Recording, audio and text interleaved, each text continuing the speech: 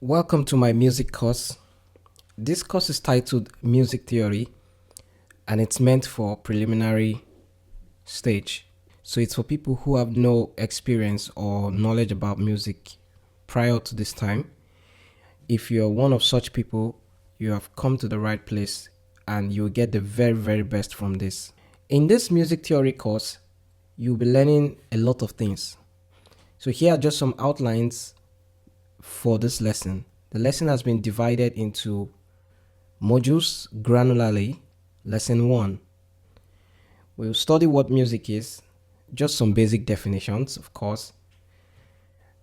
Definition of music, bar lines, double bar lines, qualities of music, things like intensity, pitch, timbre, accent, ledger lines, tonal relationship, duration, stave, and clef.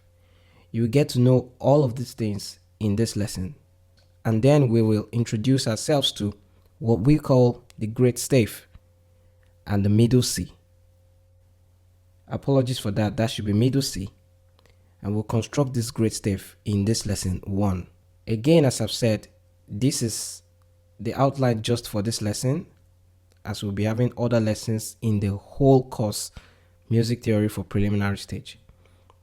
We'll be identifying the position of the middle C after constructing this great stave. Note that you can also call this staff, just like you see, S-T-A-F-F or S-T-A-V-E. They both mean the same thing. By the end of this lesson, you'll be able to distinguish and identify each of the concepts from another. And by concepts, I mean each of these elements of music, the bar lines, the double bar lines, and things like that. You'll also be able to show by practical example what each of these concepts represents. And then you'll be able to identify the symbols of each of these concepts. So let's begin. What is music? Let's have some definition of that. Music is a form of art that uses sound organized in time as its medium of expression. Now underline the word organized sound, because if it's not an organized sound, then it's not music at all.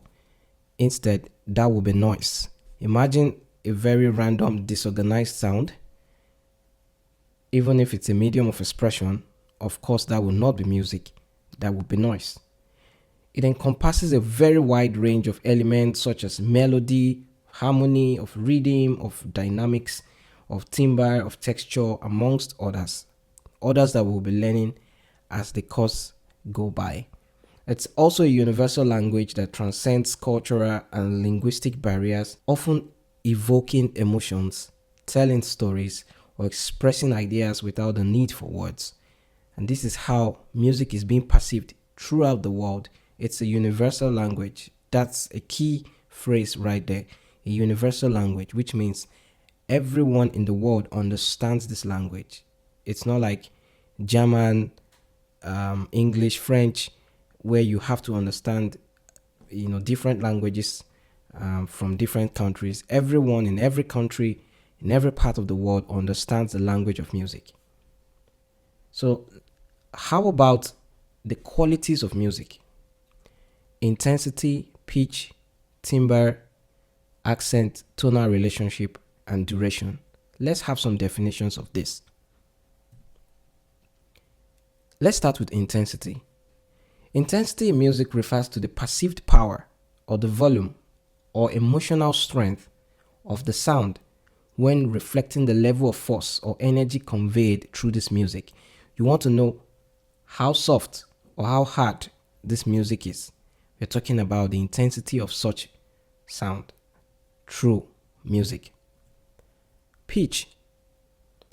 In music, it refers to a perceived highness or lowness of a sound, determined by the frequency of vibrations. Pitch can be determined by a human voice or a musical instrument, but it simply just means how high or how low a note sounds.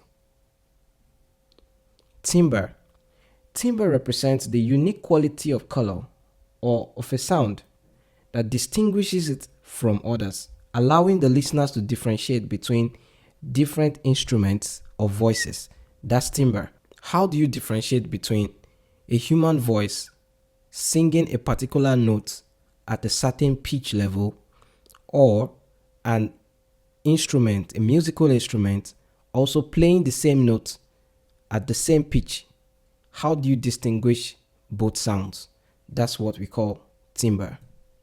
Accent. In music, it refers to the emphasis placed on a specific note or musical element, typically through increased force or duration, highlighting its importance within a piece or within a section of a piece. Duration. Duration in music signifies the length of time, as in the word, as it applies. Duration. Once you hear the word duration, it definitely applies to time.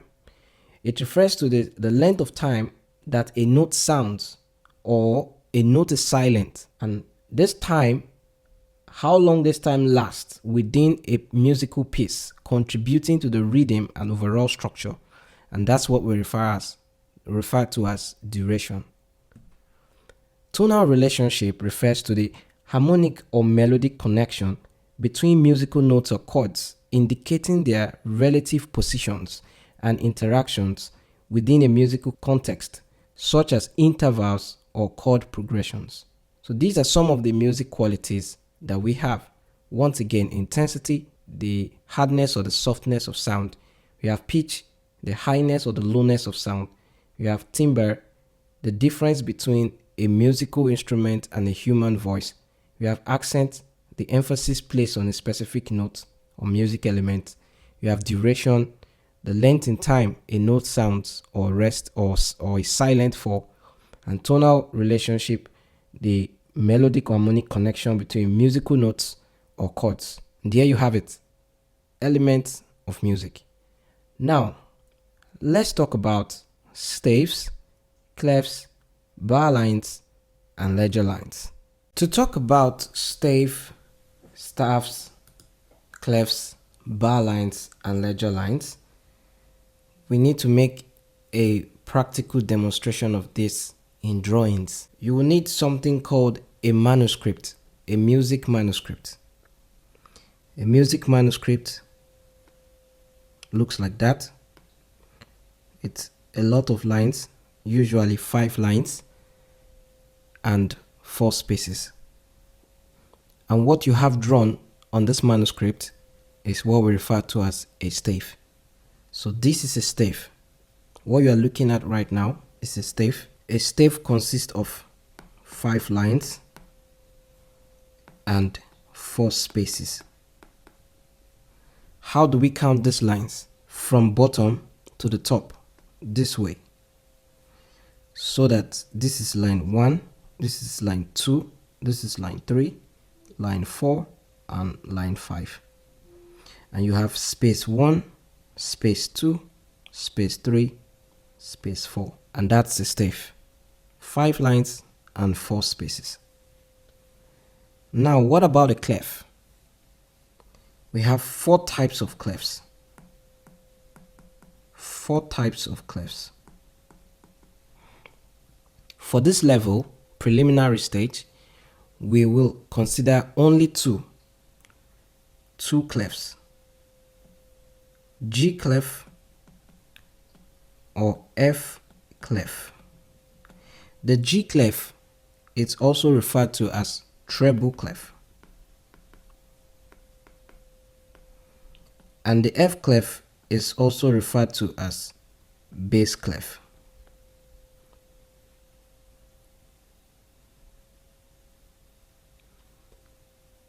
And so we need to be able to draw these clefs. The G clef has a G kind of shape, and it looks like this. It has a G shape, and the F clef has an F inverted shape, and it looks like that. This is G clef and this is F clef, also known as bass clef, and this is treble clef. You will hear some people say treble clef or G clef, And you will hear some people say F clef or bass clef. Now let's try to draw this clef on the stave. You remember we have 5 lines and 4 spaces. Okay. For the G clef, I want to draw the G clef on the stave. We go from the second line, line 2, all the way to line 3, curves down to line 1, all the way like that. Let's try to draw it again. You can slow this video down and watch the process again. It goes from line 2 all the way to line 3, comes down to line 1, goes all above line 5, comes down like that. One more time. From line 2 to line 3, comes down to line 1, goes above, comes down like that. And this is G clef.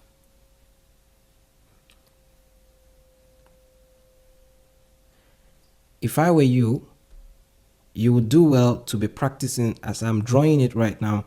You also take out your manuscript or take out a plain sheet of paper and draw 5 lines and try to do exactly what I'm doing right now, because that's the only way you would be able to learn this very easily. This is a video lesson, so you have the power to slow down this video 2x, 4x, whatever times you want, and learn it properly at your own pace.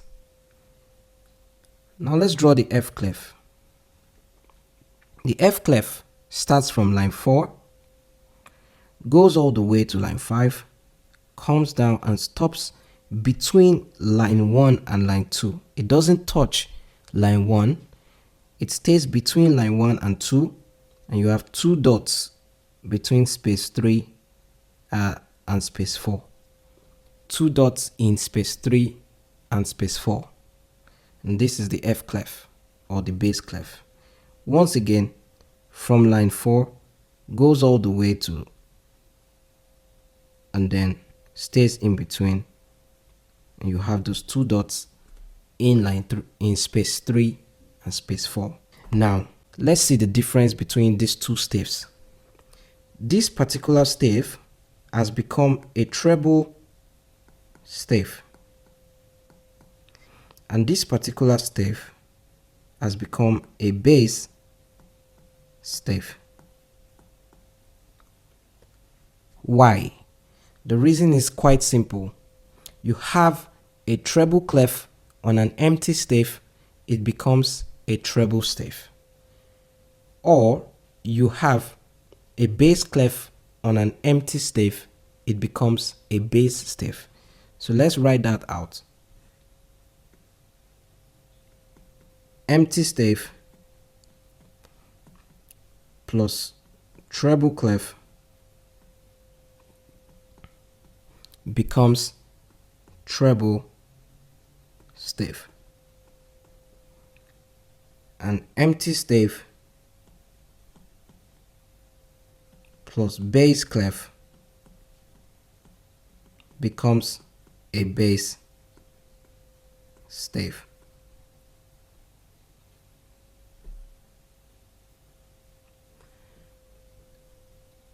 And so, if we combine the both of them, we have treble stave plus bass stave will give you what we refer to as the great stave.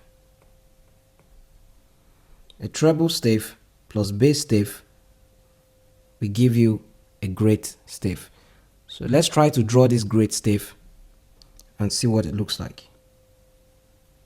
So a great stave will look like this.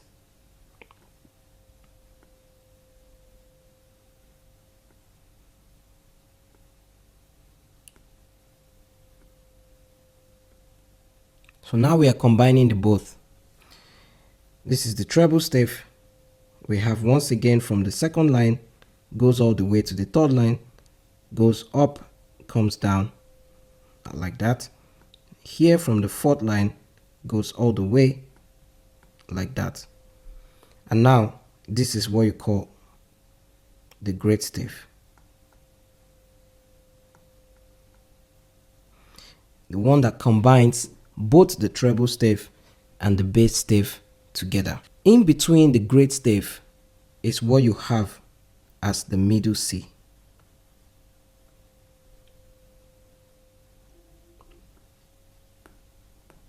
Middle C.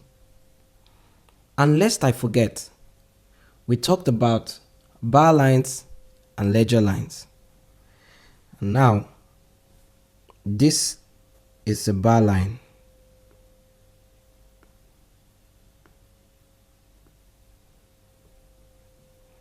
The line that is used to divide the stave is called the bar line. So if you see lines like this, lines like that are called bar lines. This is a bar line.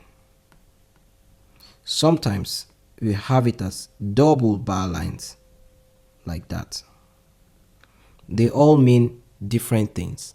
And in this course, I'll be telling you the differences between these bar lines.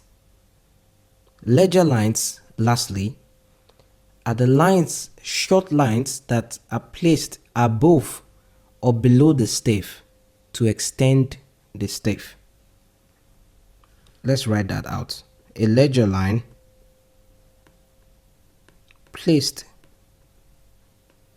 above or below the stave, and the purpose is to extend it. For example, that will be a ledger line. This will be a ledger line. We have a note somewhere there. We have another note somewhere there. That's a ledger line. This is a bar line. This will be a ledger line. And that concludes this lesson. I'll see you in the next one, where we'll be talking about notes and naming this great stave with alphabets, music alphabets.